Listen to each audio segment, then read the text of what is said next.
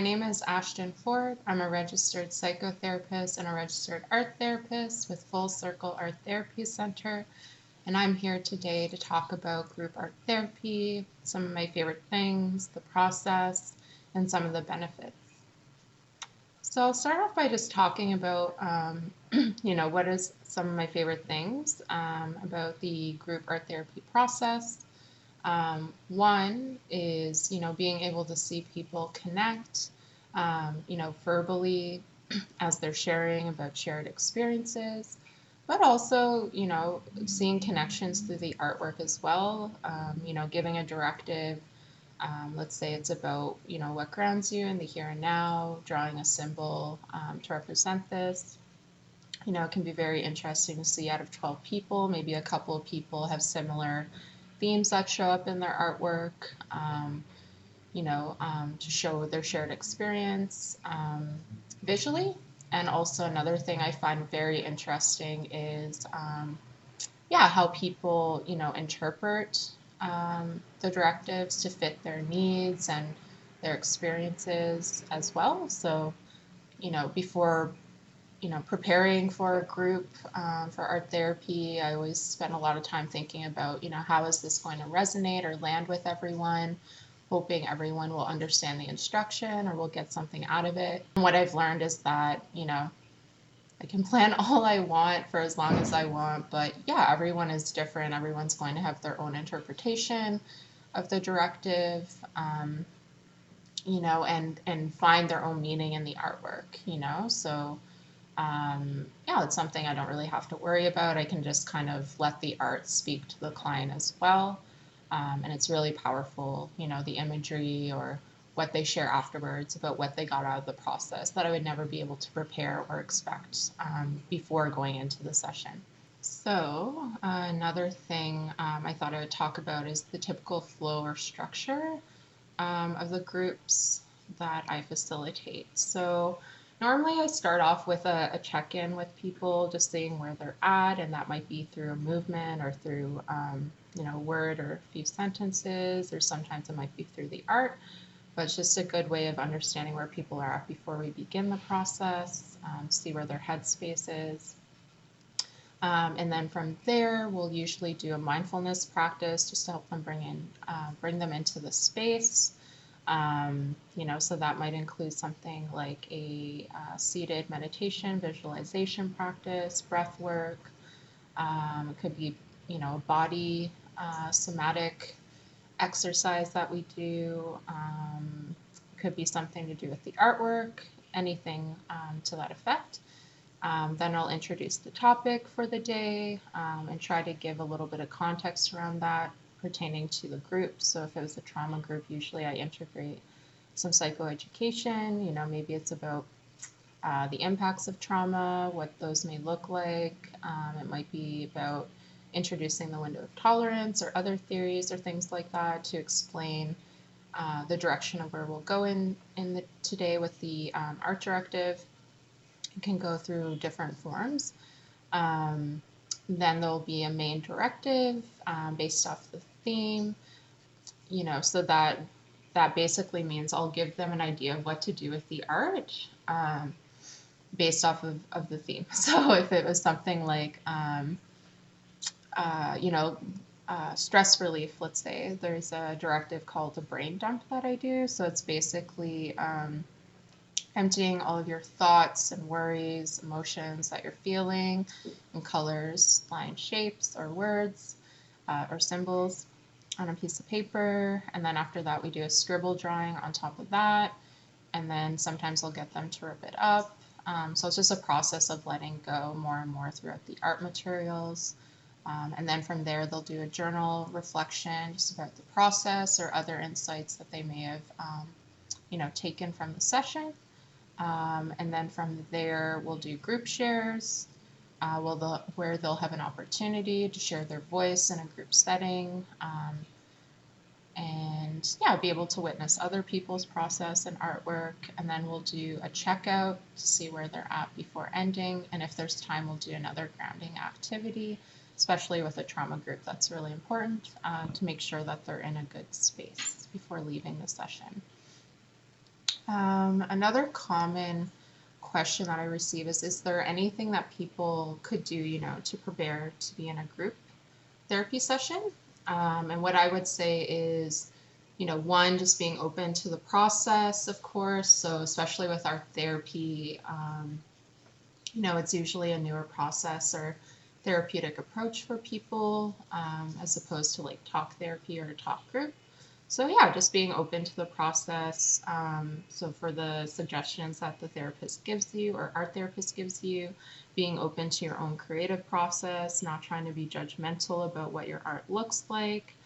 Um, yeah, and also being aware of what your needs are. Like, what do you need to feel safe in the group? Being able to go at your own pace and not judge yourself if you need to take breaks. Or being able also to communicate to the facilitators if there's any needs that are coming up during the group process. It's really important because, with a group setting, there's less one-to-one time with the facilitator, or it's not really there. Um, so yeah, it's hard for them to like know what are your ongoing needs. So you really need to be able to communicate those with them. And then the other thing that some people might ask is like, how can we, or how can I contain, group setting, help people feel safe? And yeah, how I do that is kind of more formalized, I guess, because what we usually do as a group is create group guidelines. So then everyone has a say in what those are. Um, you know, the most common ones are things like confidentiality, using I statements, being respectful of others' differences or experiences, and then there's, etc. other ones. Yeah, and then being able to state that before the group each time that we meet, and also there'll be guidelines around group sharing, such as if you are going to comment on someone's artwork, you have to ask permission, and not commenting about the quality of artwork because people can already feel quite vulnerable around their creative expression. So yeah, there's different things like that. Also, I always encourage people to message me or the co-facilitator if anything is ever coming up that we could support them in. And then also at the end of the group, I stay around for about 10 minutes afterwards, just to offer extra support or grounding to anyone who may need it. Yeah, so those are some of the ways that I help people through that. And then, yeah, what are some of the things, that I find beneficial for people in groups? Um, yeah, as I mentioned earlier, definitely like having that safe space to connect with other people who've had shared experiences is definitely one of them. Um, Another thing is having that safe space to talk about their experience or express their experience through the art, because unfortunately, things like mental health struggles or even trauma, like there's a lot of barriers to talk about that outside of therapeutic settings. It could be through, relationship dynamics. It could be through cultural ideas that act as barriers. Yeah, or many other things. So yeah, having that safe space is really important where people, don't have to have those barriers. Stopping them from expressing, yeah, what are the impacts of their mental health struggles or trauma. They're able to share ideas with each other, not giving advice, but sharing ideas through their experience. They're able to share their strength and hope, which is really helpful, especially with folks who are going through trauma, where it's an ongoing process that takes time, and there can be sometimes where people moments where people might lose hope or feel burnt out over the process. So being able to hear people's resiliency and hope through their stories can be really helpful. Um, yeah, and I guess one other thing I wanted to talk about too was also about my experience in, facilitating trauma groups throughout the years. Um, yeah, and then I guess just what I've kind of learned over that time. So yeah, I guess what I've learned the most again was,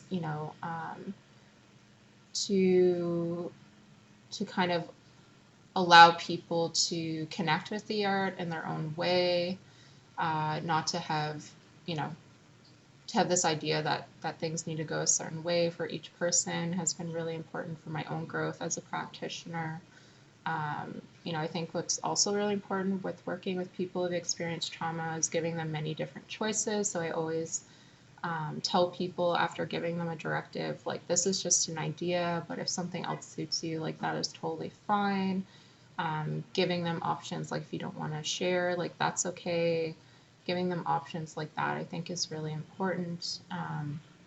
And also for a lot of my groups, I'll ask them for, for constant feedback, or some groups I've done, I've created them based off of themes through intake interviews. So again, choice is really important.